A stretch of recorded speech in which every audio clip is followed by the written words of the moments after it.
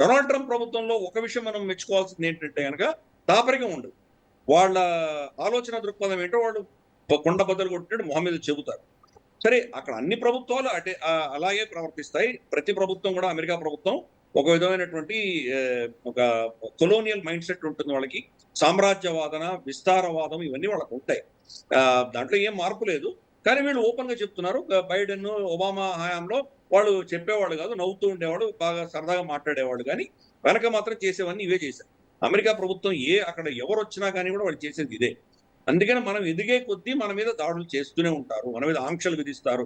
మన రష్యా నుంచి మనం చమురు కొనుక్కోవడానికి వీల్లేదని మన మీద ఎందుకు ఆంక్షలు విధించారు? అఫ్ కోర్స్ రష్యాని ప్రెషరైజ్ చేయడం ఒకటి విషయం అయితే, రెండవది మనని ఏదో విధంగా వాళ్ళ అధీనంలో పెట్టుకోవడానికి. అలాగే మనకు పాకిస్తాన్ కి వాళ్ళు పెట్టి పోషిస్తున్నారు. ఈ రోజు ఏదో ఇరాన్ లో న్యూక్లియర్ అస్త్రాలు ఉన్నాయి, అందుకనే మేము వెళ్ళాం, యుద్ధం చేస్తున్నాం, ప్రపంచాన్ని కాపాడుతున్నాం అని వీళ్ళు చెప్తుంటే, మరి Pakistan nuclear weapons, nuclear technology తెచ్చుకుంటున్నప్పుడు వీళ్ళకి తెలియదా? సిఐఏ, ఇంటెలిజెన్స్ కి, మొసాద్ కి వీళ్ళందరికీ తెలియవా? MI5 కి వీళ్ళందరికీ తెలుసు. తెలిసి వాళ్ళు అదే పనిగా దాన్ని న్యూక్లియర్ శక్తిగా ఎదగడానికి మనం పర్మిట్ చేశారు. ఎందుకంటే భారతదేశాన్ని కౌంటర్ చెక్ చేయడానికి కోసం వాళ్ళు వాడుకోవడానికి పెట్టుకున్నారు.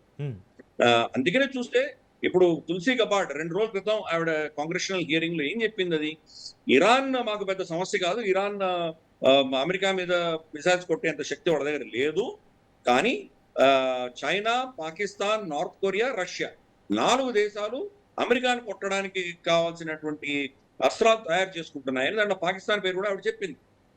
అంటే ఇది తెలిసి కూడా పాకిస్తాన్ అధినేత అసీం మునీర్ని వైట్ హౌస్ పిలిపించి బిర్యానీలు తెప్పించడం ఏంటి? ఇదంతా అమెరికాకి తెలిసే చేస్తాం.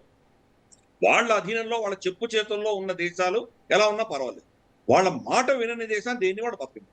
అందుకనే ఈరోజు ఇరాన్ మీద దాడి చేశారు. ఇరాన్ లో ఉన్నటువంటి అణ్వాస్త్రాలకు సంబంధమే లేదు. బెంజమిన్ నెతన్యాహు యొక్క ప్రాజెక్ట్ కింద వీళ్ళు వెళ్ళారు, అనవసరంగా ఎరుక్కున్నారు వాళ్ళు. అలాగే నార్త్ కొరియాని వాళ్ళు ఒక టెర్రరిస్ట్ స్టేట్ కింద ఎందుకు డిక్లేర్ చేశారు?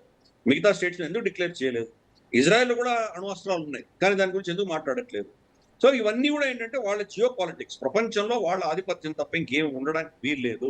అందుకనే మన మీద వాళ్ళు గతంలో క్రయోజెనిక్ ఇంజిన్ టెక్నాలజీ మనకు రాకూడదని చెప్పిన మీద ఆంక్ష విధించారు. అప్పుడు నంబి నారాయణ అనే అదే పనిగా ఏదో ఒక లైంగిక వేధింపు కేసు కింద అతన్ని తప్పుడు కేసు బనాయించి అతన్ని అరెస్ట్ చేసి 15 సంవత్సరాలు మన క్రయోజెనిక్ టెక్నాలజీ యొక్క మన పురోగతి అంతా కూడా కుంటుపడేలా వాళ్ళు చేశారు. 15 సంవత్సరాలు వెనక్కి నెట్టారు. మనకు టెక్నాలజీ డినయల్, మనకి ఏ టెక్నాలజీ కావాలంటే టెక్నాలజీ ఇవ్వరు వాళ్ళు. మనమే కష్టపడి మనం దాన్ని సంపాదించుకోవాలి.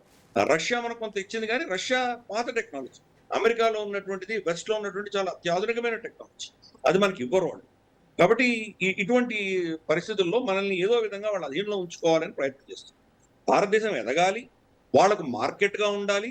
వాళ్ళ కంపెనీలలో సుందర్ పిచాయ్, సత్యనారాయణ లాంటి టెక్నాలజీ కూలీలు మనం సరఫరా చేస్తూ ఉండాలి. వాళ్ళ కంపెనీలని నడిపిస్తున్నటువంటి కూలీలు కావాలి. అంతేగాని మనము వాళ్లకు సరిసాటిగా మనం వచ్చే ఒక శక్తిగా ఎదగడం అనేది వాళ్ళు ఒప్పుకోరు. అదే పరిస్థితి ఈరోజు యుక్రెయిన్ లో చూస్తున్నాం, అదే పరిస్థితి వెస్ట్ ఏషియాలో చూస్తున్నాం, పశ్చిమాసియాలో చూస్తున్నాం. ప్రపంచవ్యాప్తంగా దాని వెనకాల ఉన్నటువంటివి ఇవే. వెనేజువేలా ఏం చేసింది? వెనేజువేలా వాళ్ళ దగ్గర ఉన్నటువంటి చమురు చైనాకి చాలా తక్కువ ధరలో అమ్ముతుంది. చైనాని ఏదో విధంగా కట్టడి చేయాలి, ఎందుకంటే చైనా అమెరికా మాట వినట్లేదు. వీళ్ళు ఇన్ని టారిఫ్లు వేస్తే కనుక వాళ్ళు ఎదురుదాడి చేసి రేర్ ఎర్త్ మినరల్స్ ఆపేశారు. రేర్ ఎర్త్ మినరల్ అమ్మడం ఆపేసేసరికి వీళ్లకు వీక్నెస్ ఏంటి అమెరికా కనుక్కు. వీళ్లకు ఆల్మోస్ట్ రమారమి 75-80% వాళ్ళ ఎనర్జీ నీడ్స్ అన్ని కూడా ఇంపోర్ట్ చేసుకోవాల్సిందే. అందుకని దాన్ని కట్ చేయాలన్న ఉద్దేశంతో వెనేజువేలాను వాళ్ళ అధీనంలో తీసుకున్నారు. మరి వెనేజువేలా ప్రొడ్యూస్ అవుతున్న క్రూడ్ని ఎక్కడ పంపించాలి? చైనా నుంచి డైవర్ట్ చేసి భారతదేశానికి ఇచ్చారు. కండిషన్ ఏంటంటే, మీరు వెనేజువేలా మీకు ఇచ్చేస్తాము, మీరు రష్యా నుంచి తగ్గించుకోండి అని వాళ్ళు మనకు అది ఇచ్చారు. మనకేంటి, మన దేశంలో మనకి ఎవరు తక్కువ ఇస్తే తక్కువ ధరలో కొంటాం. అనే రష్యా నుంచే కొనాలి, మనకేం లేదు. అంతకంటే ఒక $5 తక్కువ ఇస్తే ఎవరైనా కొంటాం, మనకేం ఇబ్బంది లేదు. అందుకని వెనేజువేలా ఆయిల్ మనకి రాగానే రష్యా నుంచి కొంత తగ్గించాం. ఆపలేదు, కానీ కొంత తగ్గింది మనకి రష్యా నుంచి తీసుకోవడం. సో ఇలా అమెరికా మొత్తం గేమ్స్ ఆడు, చైనాని సరౌండ్ చేయాలి, చైనాకు ఉన్నటువంటి సపోర్ట్ స్ట్రక్చర్ అంతా డిమాలిష్ చేయాలన్న ఉద్దేశంతో అలా వాళ్ళ కంట్రోల్లో తీసుకోవడానికి, వాళ్ళతో నెగోషియేట్ చేయడానికి కోసమే చేస్తున్నారు. డొనాల్డ్ ట్రంప్ ఏమనుకున్నాడంటే కనుక ఈ ఇరాన్ లో యుద్ధం అన్నది ఒక 4 వారం రోజులు అయిపోతుంది, వాళ్ళు దాసోహం అంటారు, సరెండర్ అయిపోతారు. ఇరాన్ తర్వాత ఈ పర్షియన్ గల్ఫ్, ఇక్కడ ఉన్నటువంటి మొత్తం చమురు కూడా అమెరికా అధీనంలోకి వచ్చేస్తుంది. అప్పుడు ఏప్రిల్లో షీ జిన్పింగ్ కలవడానికి బీజింగ్ వెళ్దామని అనుకున్నాడు. అవును. అప్పుడు బీజింగ్ వెళ్తే కనుక బీజింగ్ మీకు చెప్పొచ్చు, చూడు నువ్వు రష్యా తప్ప ఇంకెక్కడి నుంచి తెచ్చుకోలేవు నువ్వు, ప్రపంచంలో ఇంక మిగతా అన్ని కూడా నా అధీనంలోనే ఉన్నాయి. ప్లస్ నేను రష్యా మీద కూడా ఆంక్షలు విధించాను కాబట్టి రష్యా నుంచి వస్తున్న షిప్పులన్నీ మేము సముద్రంలో దాన్ని అరెస్ట్ చేస్తాము, దాన్ని కబ్జా చేసుకుంటాం మేము. కాబట్టి నీకు ఎక్కడ కూడాను ఎనర్జీ రాకుండా మేము కట్టడి చేస్తున్నాము. ఇప్పుడు నా మాట నువ్వు వింటే సరే నీకు వదిలిపెడతాను. వినకపోతే ఇగో ఇటువంటివన్నీ వెనెజుయలా, ఇరాన్, సౌదీ అరేబియా ఎక్కడి నుంచి కూడా నీకు చమురు రాకుండా నేను ఆపేయగలను అని ఒక ఒక లివరేజ్ కోసం అని చెప్పేసి యుద్ధం చేశాడు డొనాల్డ్ ట్రంప్. సో ఇవన్నీ కూడా ఏంటంటే ఒక పెద్ద పవర్ గేమ్స్ కిందే మనం భావించాలి.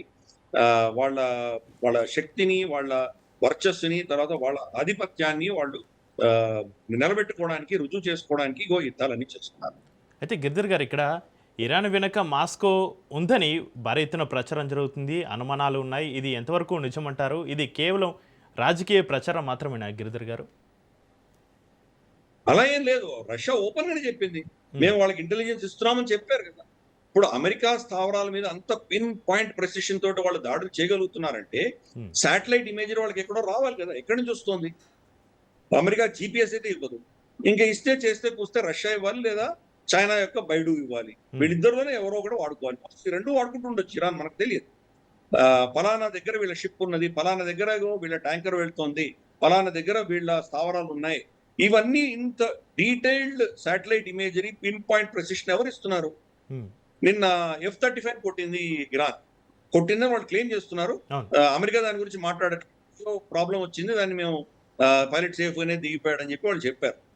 కానీ ఫలానా ప్లేస్ లో F-35 ఎగురుతోంది, ఈ డీటెయిల్స్ ఇంత స్పెసిఫిక్ గా, ఎందుకంటే అది స్టెల్త్ ఫైటర్, మామూలు రడార్లు చిక్కనటువంటిది.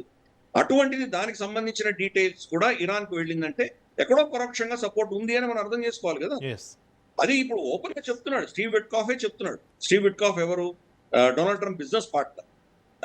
మామూలుగా ఏ దేశం అయినా కానీ కూడా ఇంకో దేశంతో చర్చలు చేసినప్పుడు వాళ్ళ అధికారులు కానీ వాళ్ళ మంత్రులు కానీ వెళ్ళి చర్చిస్తారు.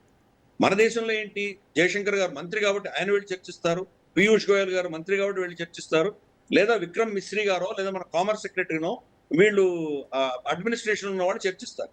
అమెరికాలో చాలా భిన్నంగా మనకు Marco Rubio secretary of state ఆయన వెళ్ళట్లేదు, లేదా పీట్ హెగ్జెత్ వాళ్ళ సెక్రటరీ ఆఫ్ వార్ ఆయన వెళ్ళట్లేదు చర్చించడానికి.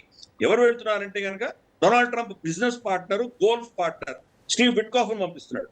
అతనికి ప్రభుత్వంలో ఎటువంటి అధికారం లేదు, కానీ అంతర్జాతీయంగా రెండు దేశాల మధ్యలో అమెరికా వేరే దేశంతో చర్చలు ఆయన చేస్తున్నాడు. ఆయన వెనకాల అల్లుడిని పంపిస్తున్నాడు, జరాడ్ కుష్నర్ పంపిస్తున్నాడు. కాబట్టి అమెరికా ప్రభుత్వమే ఈరోజు బలహీనంగా, శక్తిహీనంగా ఉన్నది, ఒక్క మనిషి యొక్క చెప్పు చేతల్లో ఉన్నది అని అర్థం చేసుకోవచ్చు.